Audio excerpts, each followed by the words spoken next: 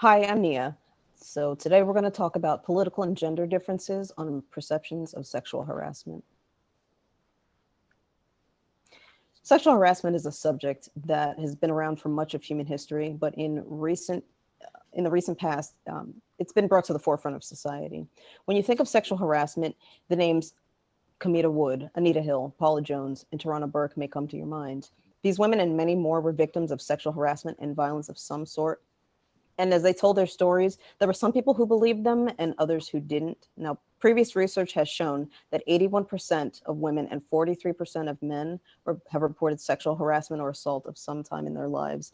And it's also been reported that women tend to be less tolerant of sexual harassment than men. So the question is now, what is sexual harassment? Specifically, what is street harassment? Street harassment is a form of sexual harassment that happens in public places. So if somebody gets flashed, if they get groped, if they're followed or stalked, those are just examples, a few examples of street harassment. But what about political affiliation? Does a person's political affiliation have an impact on their views of sexual harassment or street harassment? Well, someone that is a Republican have more of a tolerant view of street harassment than someone who's a Democrat. So according to previous research, being politically conservative is associated with rape myth acceptance. In our study, we are interested to see if this interaction is true as well. So at UL, the Sexual Violence Lab did a study that looked to measure people's perceptions of street harassment. UL students were recruited via SONA, the psychology department's participant pool. And in their questionnaire, they were asked if they're male, female, or other, where there was a blank where they could fill it in. And then they were asked for their political orientation. And they were very liberal, somewhat liberal, moderate, it depends on the issue, somewhat conservative, very conservative, or my political views transcend liberal, conservative spectrum. For our purposes, we're limited to liberal, moderate, conservative, or none. So the study itself consisted of a video instance of street harassments where the participants answered questions following a video. And this is an example on your screen of some of the statements that were shown, and they were to pick on a scale of 1 to 5 if they agreed or disagreed with each statement. After the video was watched, they then were brought to the Stranger Harassment Index, and they were given these examples like are shown on the screen. And they were, again, from 1 to 5 to rate how much they think that each statement was valid. Now, the active section on the bottom was not used because it did not have internal validity. And then after that, they were brought to the Illinois Sexual Harassment Myth Acceptance Scale, where they were, again, using a scale of 1 to 5, and they were to rate on how much they agreed or disagreed with each statement. This is just a representative sample. And they were asked things such as, if a woman is sexually harassed, she must have done something to invite it. If a woman doesn't make a complaint, it probably wasn't serious enough to be sexual harassment. Or something like, women who claim sexual harassment must have usually done something to cause it.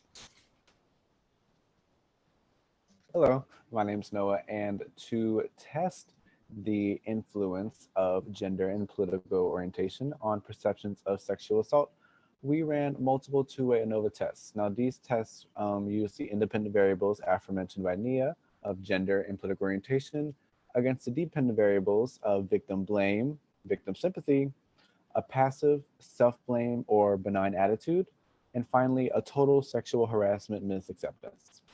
There was no interaction found between gender and political orientation, and this can be best viewed through the Stranger Harassment Index variable where we assess passive response. In the least square mean table, you see that gender is the most statistically significant variable, and within that, though, we see that political orientation is significant as well, but not as much. You see that conservatives rank higher than the other political parties. This pattern is seen throughout all the different dependent variables. Although interesting to note, the fourth category, no political orientation, often yielded similar results to conservatives. We measured respondents' victim blame and victim sympathy, and victim blame, gender, and political orientation were statistically significant, where you see men ranking higher than women, conservatives ranking higher than other political parties. But the opposite was seen in victim sympathy, where once again gender was significant, but this time women ranked higher than men. Political orientation was not as significant. Liberals ranked higher, but there was not too much variability among the different orientations. On the Strager index variables, we assess passive, self-blame, and benign attitudes. Gender and political orientation throughout were statistically significant, with men ranking above and conservatives ranking above. These all yielded the most similar results. And finally, we have the total sexual harassment myth acceptance, which once again yielded men ranking above women and conservatives ranking above the other political parties.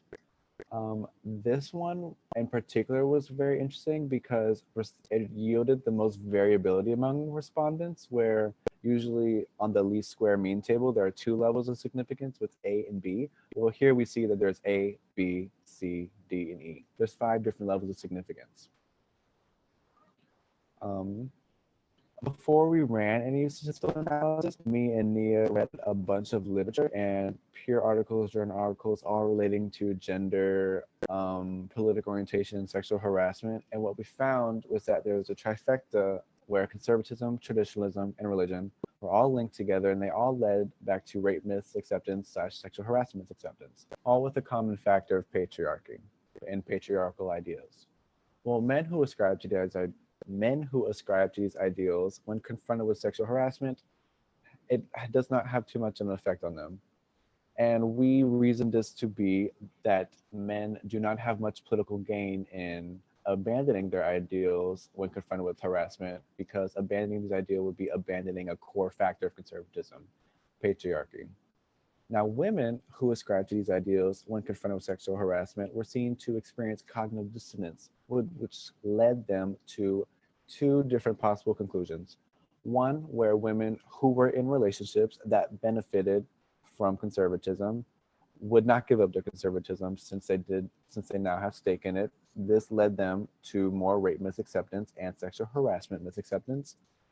Or when confronted with sexual harassment, women would have an abandonment of this rape misacceptance. And this is because women with more strong ties to conservatism do not benefit from upholding these types of ideals, because women do not benefit from the patriarchy. Now, when we ran these results, we found this not exactly to be true. Sexual harassment misacceptance had more correlated with gender rather than political. We attributed this to patriarchy, and patriarchal ideals are not mutually exclusive to conservatism. You can find these types of ideals sprinkled throughout society in all different social aspects. And we see this as conservative men and liberal men mirror each other in their placements on the various scales in relation to the same women of their political parties. So we had conservative men ranking above conservative women and liberal men ranking above liberal women. Conservatism, traditionalism, and religion cannot be the core reasons why liberal men had higher ascriptions to rape misacceptance. Thus, the patriarchy or gender is the most accurate correlation towards sexual harassment misacceptance that we can deduce. So, with the information we have on the issue of street harassment, we can see that it is important to continue to create safe spaces where victims of sexual violence are able to tell their stories and seek support without fear of judgment or stigma. Thank you very much.